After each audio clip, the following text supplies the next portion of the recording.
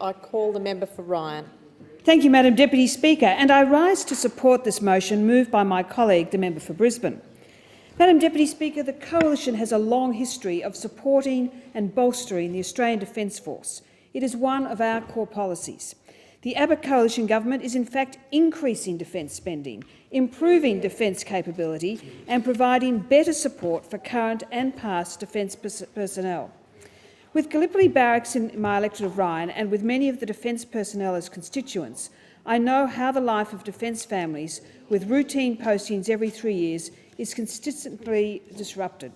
It is important that we acknowledge the vital and sometimes difficult pressures placed on defence families who support their uniformed loved ones.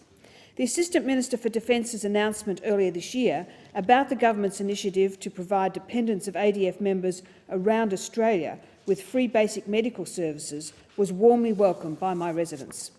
Under the government's national program, every dependent of full-time ADF members and reservists on continuous full-time service will be eligible no matter where they live in Australia.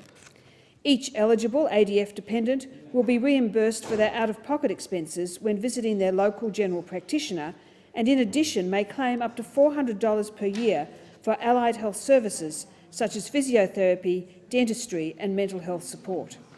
I have spoken many times in this place about the importance of the Coalition's promise to our veterans to fairly index the DFRDB and DFRB. We promised prior to the 2010 election to give veterans a fair go. We even pushed for it while in opposition, and the Labor government refused to give our veterans the respect they deserve for putting their lives on the line to fight for our freedom and our rights.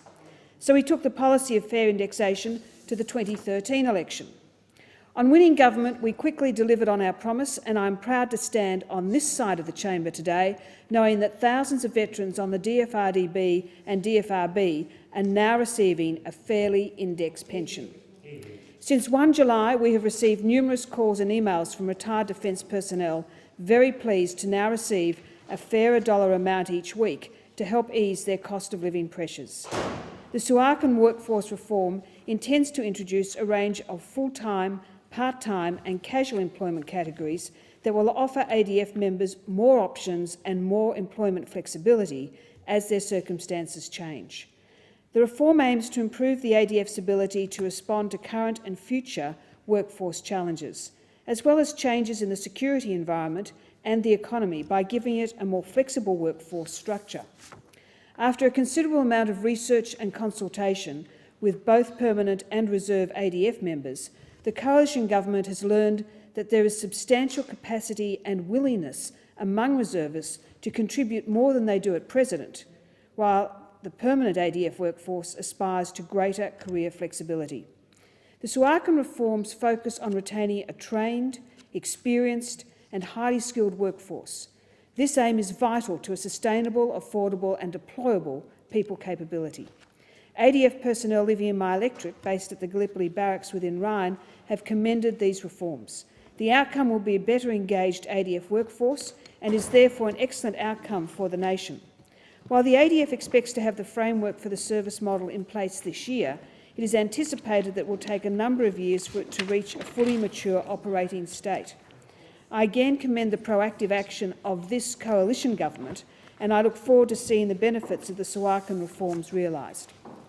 As someone who has visited our defence facilities in Darwin on a number of occasions, I was pleased to hear of the Assistant Minister for Defence's recent announcement of the top-end defence housing strategy, which will deliver more high-quality housing for defence members while also delivering more land for residential developments that will benefit the general community. The government's plan will deliver an additional 800 houses for defence members and their families and, importantly, deliver more than 1,500 houses for the general public in Darwin. I know my colleague, the member for Solomon, also welcomes this decision.